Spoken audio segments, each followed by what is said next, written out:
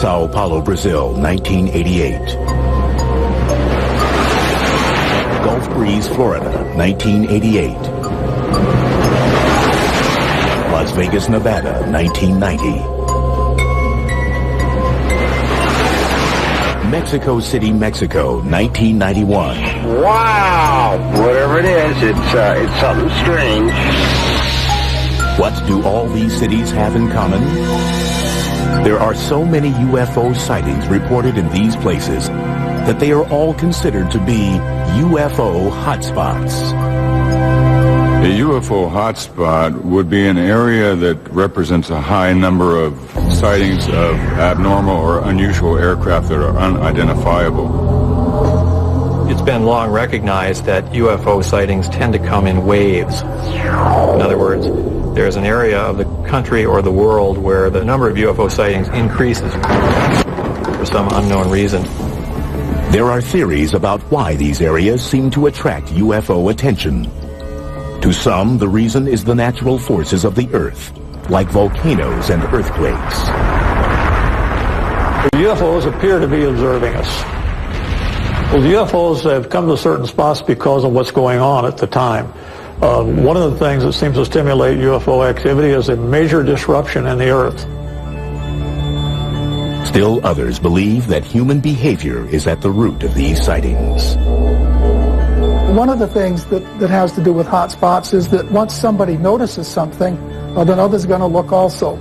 That you may not pay much attention to your surroundings. Someone says, gee, last night there were 3 mysterious lights went by. The next night you're going to be watching, and there's a much better chance that you're going to see them than if you're just sort of walking along looking at your feet.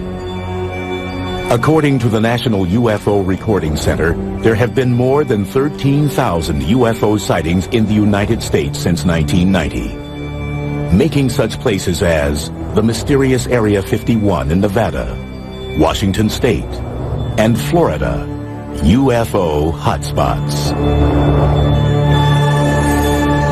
Still, with reports of UFOs coming in from as far-flung locales as Quito, Ecuador, Haifa, Israel, Stuttgart, Germany, and Sydney, Australia, America doesn't seem to be the only place getting these unexplained visits.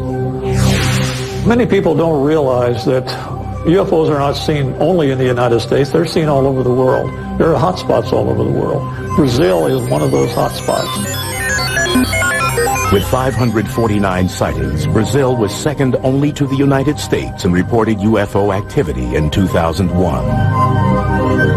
And unlike America, where UFO reports are traditionally met with skepticism, Brazil has a strong tradition of accepting UFO sightings and even publicly conducting government investigations. Generally, South American countries are more open to this type of thing. There are other cultures that are more tolerant of people's perceptions, their emotions. They're more open to events that may be part real, part mystical, and they do not have the same strong norms, you might say, against reporting unusual or paranormal kinds of experiences. We also have to think in terms of the kinds of religions that predominate, in that if you have religions that make opportunity for saints and angels and things like that, the idea of powerful visitors from afar is, I think, much more easy to accept. October 15, 1957. Brazil is the location for one of the world's first accounts of an alleged alien abduction. Antonio Villas-Boas was a young man. He was driving a tractor in a field. He claimed he saw an object come down out of the sky and land nearby. He was greeted by aliens taken on board, washed off with some kind of a substance that smelled very badly to him. He made him vomit. And he later thought maybe that might have been something like a disinfectant or the like. While he was in this enclosure, a female alien type came in and had sex with him.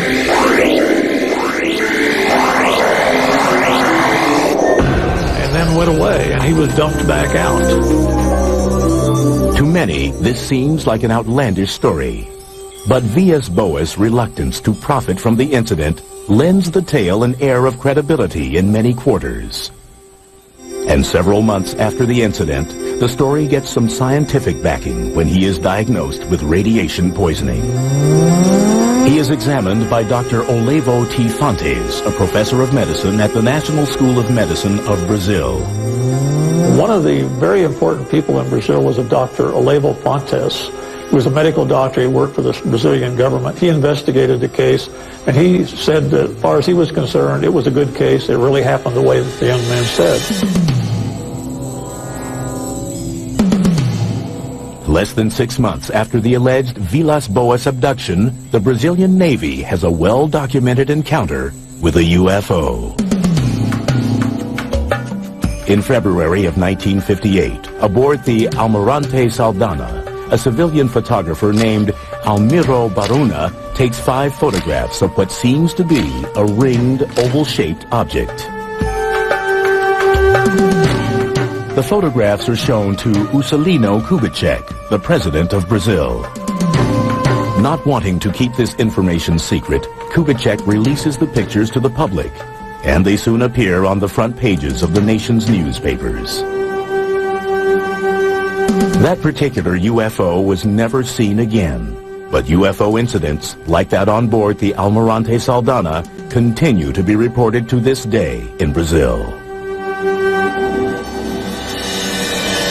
In the mid-1990s, Brazil's UFOs again make worldwide headlines. On January 20th, 1996, it is alleged that extraterrestrials were recovered in Varginha, Brazil. The emergency personnel were called in. They were able to recover one of them for certain, as rumor has it, and allegedly took it to a local hospital. According to unconfirmed reports, government doctors perform an autopsy on the alien. And of course, from this point, the trail goes cold, and no one is quite sure as to where that particular ET or alleged ET had disappeared to. Despite several purported eyewitness accounts, the Brazilian government, which has been so forthcoming in the past, denies the Varginha encounter and that an alien was ever captured.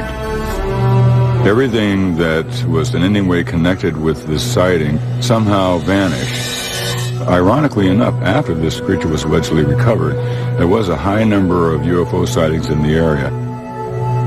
While most experts doubt the veracity of the Varginha ET incident, the long persistent history of UFO sightings in Brazil is harder to ignore. One curious theory proposes that the ongoing destruction of the Amazon rainforest may be attracting extraterrestrial attention. If you were to look at Brazil from space, Atlanta for CFA-CP. you would see that a vast area of that remote land is on fire. They're burning off the rainforest. That's changing the whole ecology of the planet. If you were observing a planet and what's going on there, you would definitely want to look at Brazil. And that seems to be the case.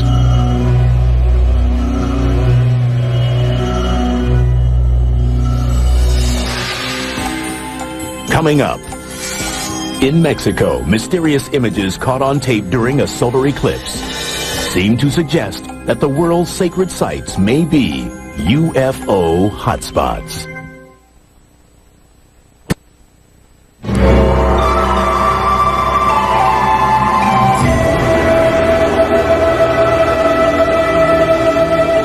Mexico is a land with a sacred past.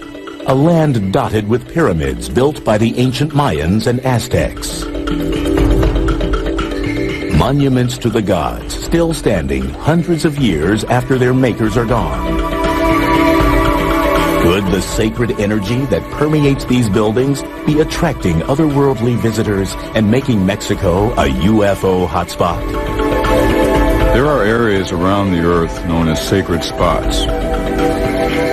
And these areas have been known for a large number of sightings of abnormal or unusual aircraft that are unidentifiable.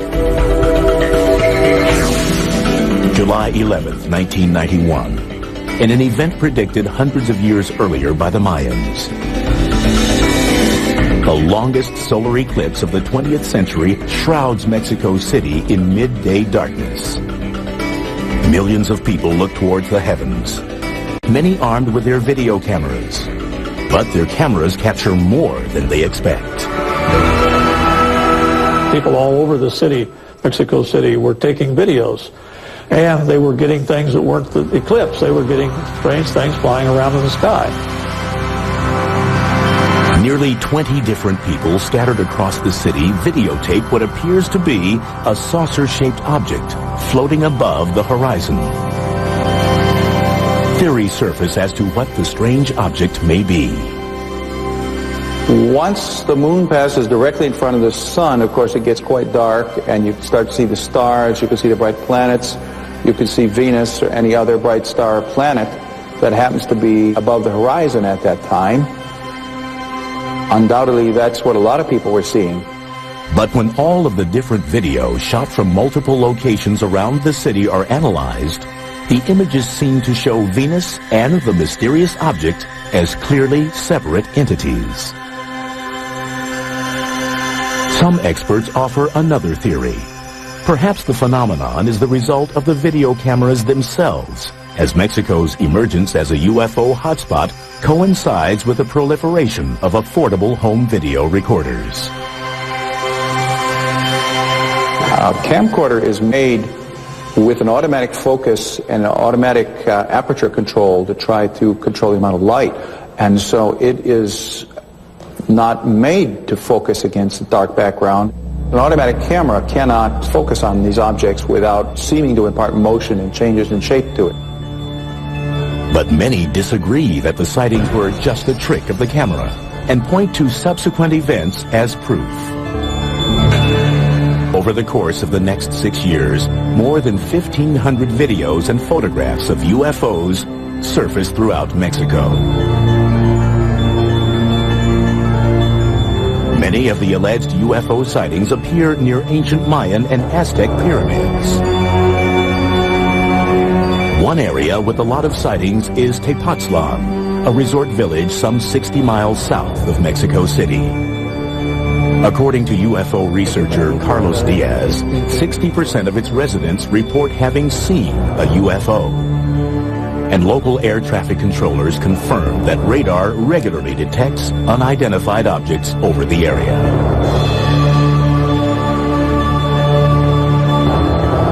Tepoztlan is chiefly known for its ruins of a 14th century Aztec pyramid. To some ufologists, ancient sacred spots like this one represent power points that may be attracting UFO activity. There are many power spots around the world where there's certain geological activities and fluctuations in the fields. You might call them vortexes or portals, where there is a lot of UFO activity. Some believe that extraterrestrials have used these portals to enter our world, and also that they may have actually been responsible for the construction of some of the world's ancient sacred sites, including the Great Pyramid in Giza, Egypt. There's less than 2/100ths of an inch tolerance between the stones. The tolerances to which it's built exceed the tolerances that we use in our space capsule. The more you study the Great Pyramid, the more you begin to realize there was something going on there that goes beyond our understanding. More than 4,000 years old, the pyramid is built from over 2 million stones. Each side is perfectly oriented to the cardinal points of the compass: north, south, east, and west. The maximum error between the side lengths is astonishingly less than 0.1%. People have looked at these structures and said, well, you know, they must have built these with some idea of making contact with aliens, or the aliens have somehow helped them build these structures. Another theory is that both the ancient architects who built the sites and the alleged UFOs who visit them are attuned to a supposed geomagnetic energy force called ley lines, a grid-like pattern that covers the entire Earth. Ley lines are geometric, they're like fields or lines of energy, and there's all kinds of intersections of certain ley lines which seem to create magnetic anomalies. Ley lines have also been linked to tectonic activity, the movement of the Earth's plates, a force that results in earthquakes and volcanoes, and provides another potential explanation of UFO activity in Mexico. One of the reasons I believe that Mexico City is indeed a hotspot for unidentified flying objects is due to the volcano that's near Mexico City, where large numbers of legitimate unidentifieds have been filmed.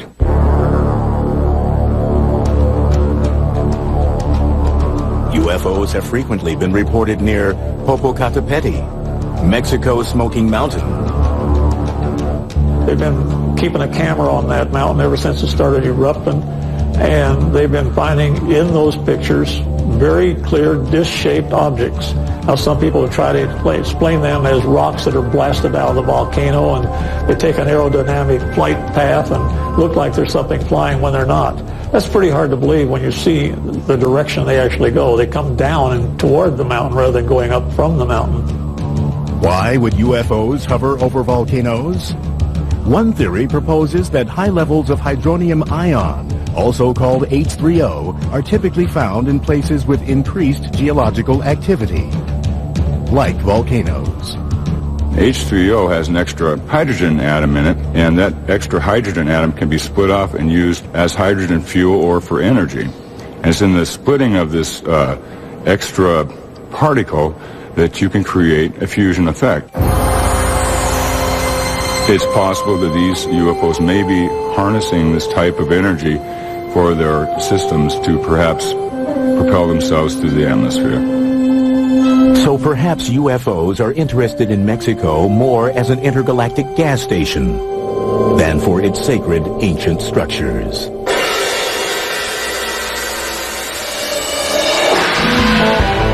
Coming up next, 10 of America's nuclear missiles suddenly shut down as a glowing disk hovers above Malmstrom Air Force Base.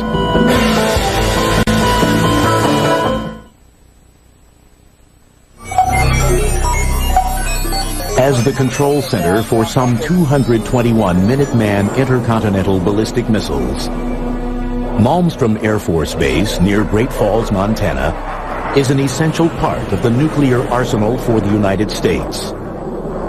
For decades, Malmstrom and other strategic air command centers like it have been the primary potential targets for the country's enemies. But many UFO experts wonder if these bases have also been attracting a different kind of attention. Are America's nuclear installations UFO hotspots? One interpretation of UFO activity is that these entities, assuming that they are entities, are interested in our technological development. We're a very violent species, as you know if you watch television at night. So that alone is a reason that they would have to pay attention to what we're doing. March 16th, 1967. Reports of UFOs at Malmstrom seem to demonstrate an extraterrestrial interest in America's nuclear forces.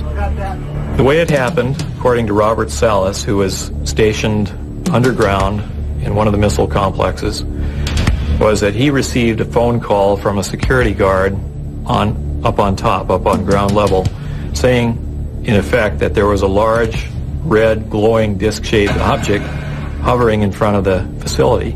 And the guards were extremely frightened about this, as you can imagine. He kind of laughed and sort of said, back off. The security guard called a second time, saying, even more panicky, that the UFO was now hovering right outside the gate and was very close. They were observing the status board in the launch complex, and they noticed that the missiles started going offline. Clunk, clunk, clunk, clunk, clunk. 10 of the missiles, one at a time, just boom, boom, boom, boom, shut down. The missiles quit functioning. So we were really out of business as a nuclear deterrent at that time.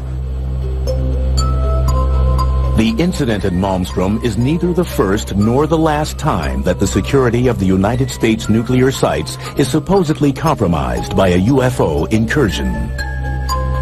This supposed trend in UFO activity is noticed as early as 1952 by Captain Edward Ruppelt, the first chief of Project Blue Book, the Air Force's official investigation of UFO reports. Ruppelt discovers what he calls an ominous correlation between UFO sightings and the locations of the nation's nuclear facilities. If you're in the military and someone is displaying an interest in your strategic capabilities, it's an alarming situation. It raises national security questions. A lot of investigation went on to determine what could happen. The Boeing company that was responsible for some of the equipment was involved. The U.S. government was involved in investigations. The actual reason for so many missiles going down simultaneously was a big puzzle. They found absolutely that an EMP, an electromagnetic pulse, may have fried the electronic workings in the missiles. However, there was no attempt whatsoever to relate the EMP, the pulse, to the presence of a UFO outside. In fact, the presence of the UFO out on the perimeter was dismissed as hearsay.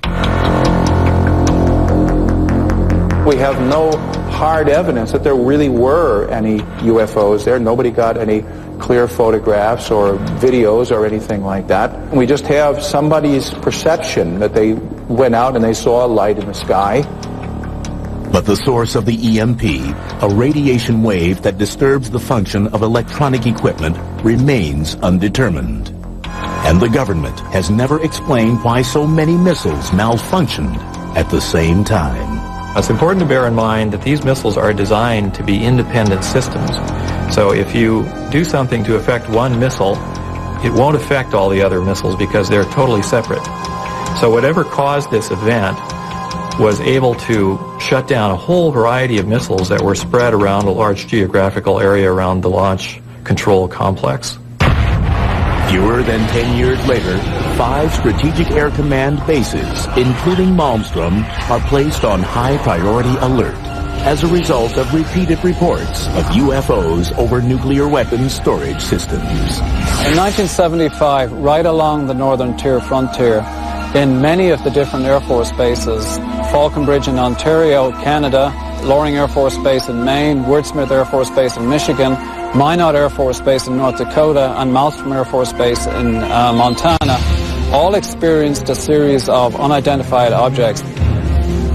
Some of these were explained away as helicopters, some of them were explained away as unidentified aircraft, some of them were called UFOs, but the general theme was that Air Force space was being violated at random by a series of aircraft that should not have been there. At each of the bases, official logs record eyewitness accounts of the UFOs, and they are tracked by radar as well. In each case, the UFO reportedly hovers above the base, specifically the weapons storage area, for up to 40 minutes. All attempts to intercept or positively identify the UFO from the ground or with fighter jets in the air fail. The incursions are brought to the attention of the Commander-in-Chief of NORAD, the North American Air Defense Command. An investigation ensues. The initial thinking behind the unidentified objects over the Air Force bases in the northern tier was thought to be potentially Russians or else some other enemy. The only information we have is that the eyewitnesses described objects that behaved in a very unusual fashion. They glowed red, for example, and it doesn't sound like any technology that the Soviets had at that time.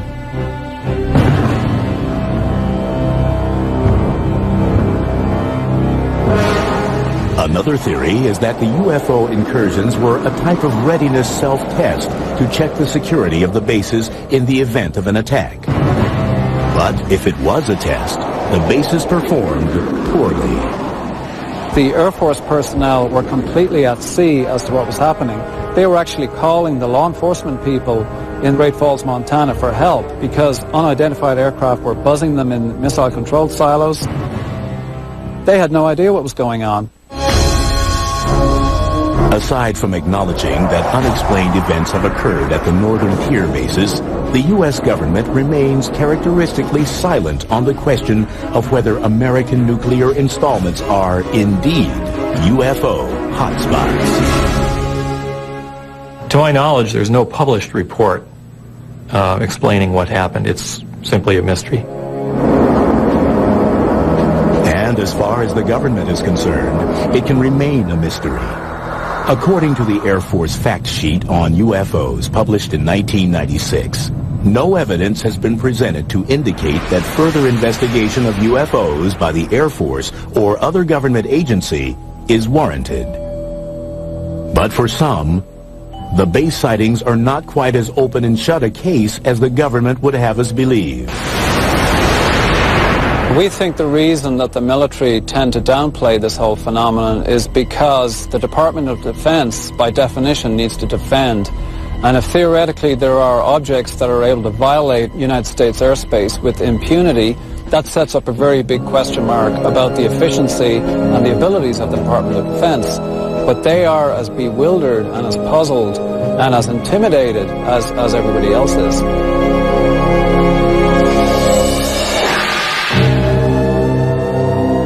Coming up, amazing photographs and multiple sightings in Gulf Breeze, Florida divide the UFO community. Is it a hotspot or an elaborate hoax?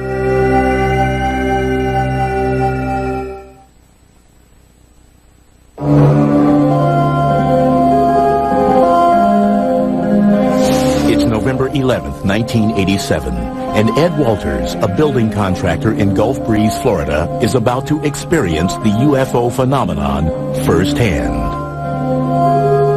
As he would later recount, Walters looks up from his desk and sees what he believes to be a UFO.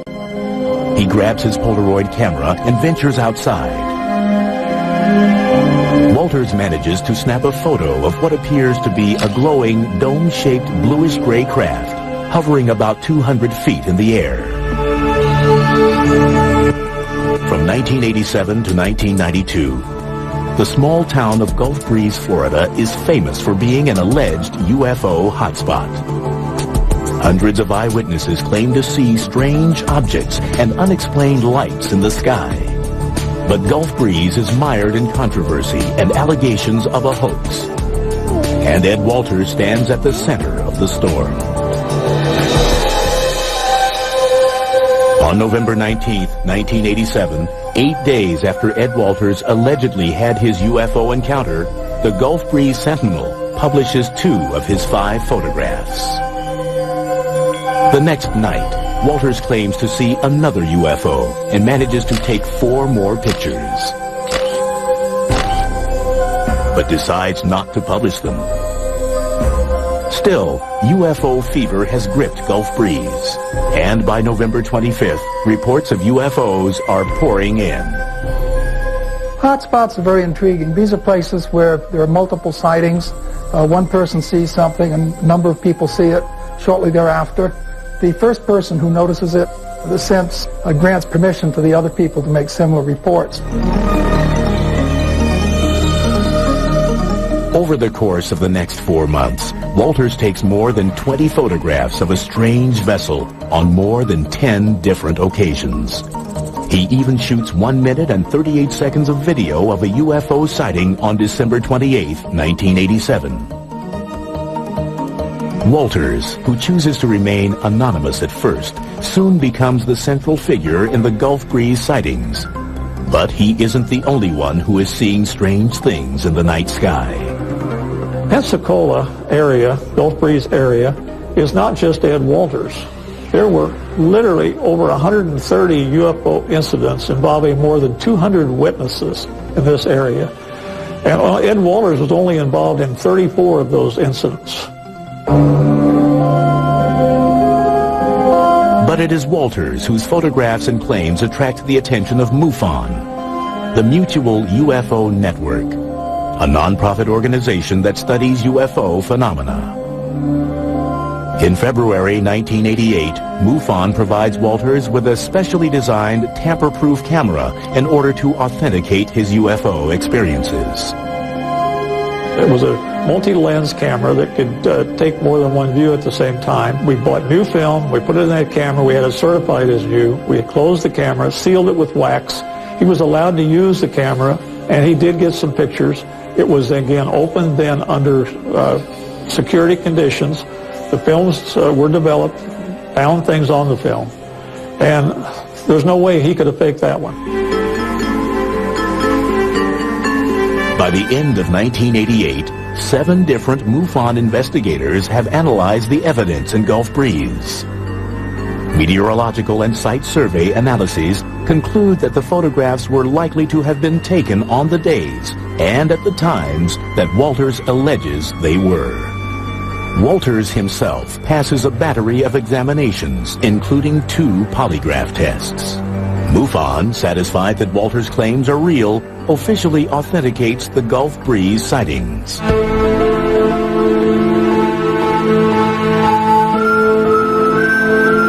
But in 1990, new doubts surface regarding the Ed Walters case. First, a model that resembles the UFO in Walters' photographs is found in the attic of his former residence in Gulf Breeze. Then, in July of that year, a teenager named Tommy Smith alleges that he witnessed Ed Walters faking the UFO photos. MUFON begins an investigation on a skeptical stance. Just like any private investigation or any police investigation, we go about it the same way. And like in any crime case, if more evidence comes along, we'll reopen a case. And we did reopen the case in Gulf Breeze because of Tommy Smith's allegation that Ed Walters had hoaxed it.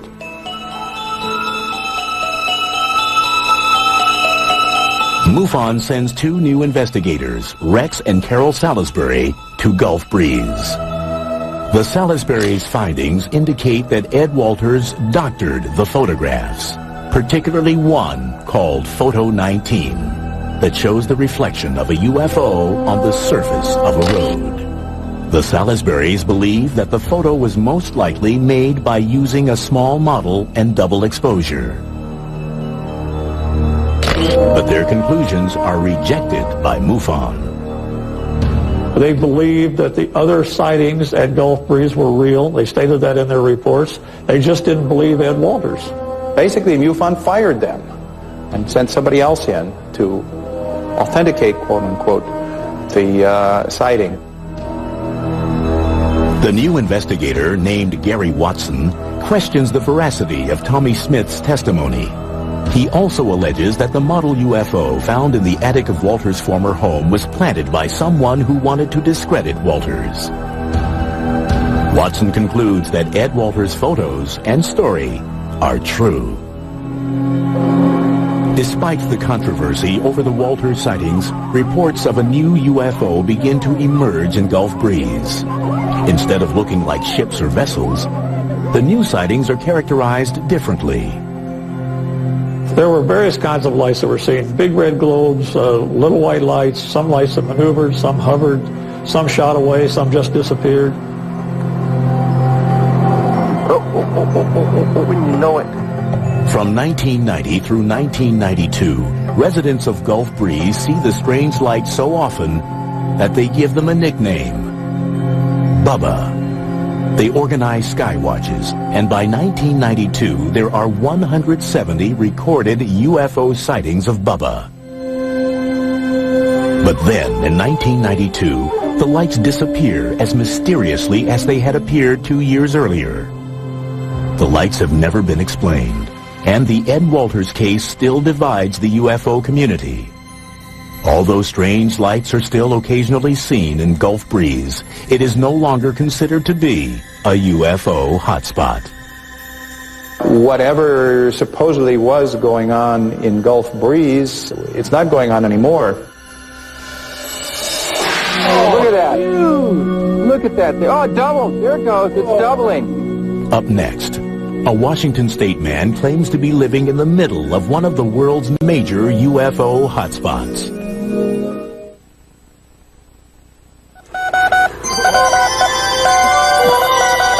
Winter 2002.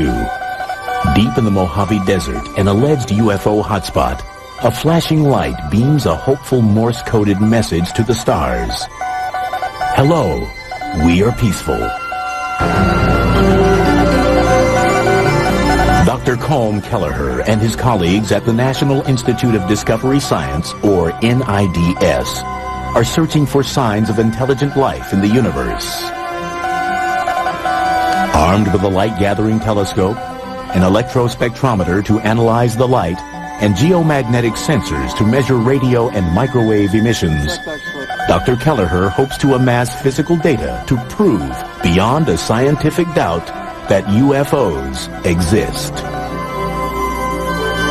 The primary focus is to try to get physical data with respect to UFOs, and I think only a person who's been working in this field for quite a while would appreciate the absolute difficulty in getting physical data on UFOs, because you never know when they're going to appear, you never know how long they're going to stay, and you never know why they would appear in a particular place.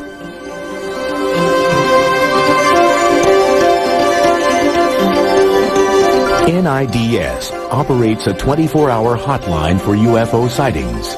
And although 95% of the accounts turn out to be IFOs, identified flying objects, like airplanes or weather balloons, there is still the 5% that defies explanation. And that 5% is what interests Dr. Kelleher. If we got a series of reports, say in the last 5 or 6 months or even a year, from the same area, same location, different eyewitnesses that appeared to corroborate, we would take those reports seriously. And one alleged hotspot that is raising some serious questions in the UFO community is the Yakima Mount Adams area in southeastern Washington state. The Yakima Indian Reservation in Washington has the appearances of being a UFO hotspot for many years. UFOs have been reported from the fire towers, from rangers, from people camping, that sort of thing, over and over and over. James Gilliland is the owner of the Sattva Sanctuary, a UFO-friendly spiritual retreat located nearby. He claims the whole area is rife with UFO activity.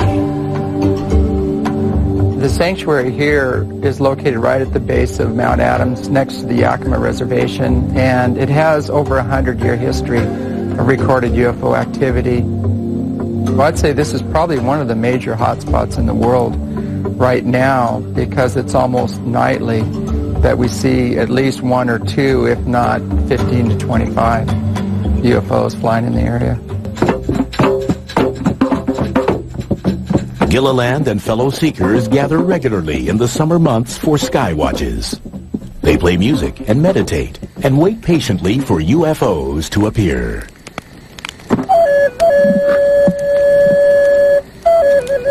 They're looking for people that are very spiritually aware, that have kind hearts, that love people, love humanity and the earth.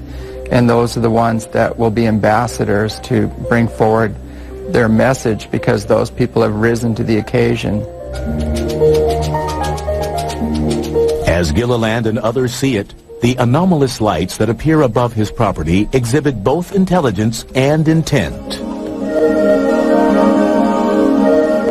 What these ships are doing, they're inquisitive, they're morphing, they're responding to lights, they're responding to the telepathic messages of those people on the ground. Whoa! There we go. We got it. That was a good one.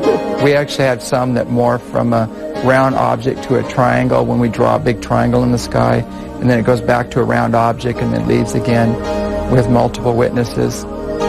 When you're talking about lights in the sky, it's very difficult to say what causes them. Are they natural phenomena or are they not? When they seem to fly into an area, stop and react to people yelling or to flashes of light or something else, what causes the reaction? Do natural phenomena do that? One theory proposes that the lights in the sky are not doing anything, but the observer's eyes are. Something called the autokinetic phenomenon. The eye literally cannot focus properly on a single bright point source of light against a dark background, and so it seems to bob around, move around, wiggle, zigzag. All these things are perfectly normal behavior, but it's the behavior of your eye, it's not the behavior of the object itself. trick of the eye or not, some believe that Gilliland's role at the center of the UFO activity that surrounds his home is characteristic of all of the areas deemed a hotspot.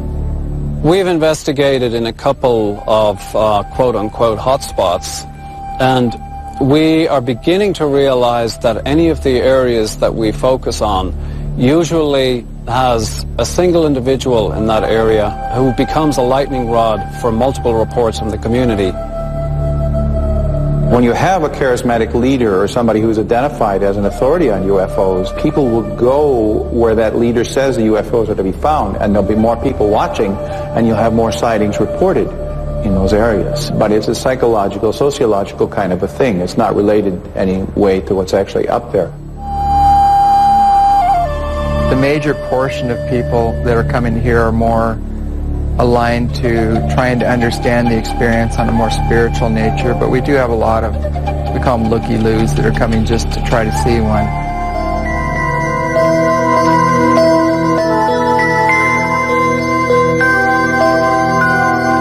That there are strange, often inexplicable phenomena in the night sky is undeniable. But just what these phenomena are, and whether they tend to cluster in time and place to form UFO hotspots, is open to debate. As far as the skeptics are concerned, on every level, you cannot instill want into another being. You can't get them to open their eyes or look at what's obvious. We showed them footage of ships flying behind trees, landing on the mountain, doing phenomenal feats, making U-turns, right-angle turns at several thousand miles an hour. And their standard pat answer is, these are meteors or satellites. It's just amazing. We don't want to feel that we're alone in the universe. We don't want to feel that life is without a purpose. We don't want to feel that there's nothing out there in the way of a mystery. We human beings want our lives to be exciting. But just because something is exciting doesn't make it true.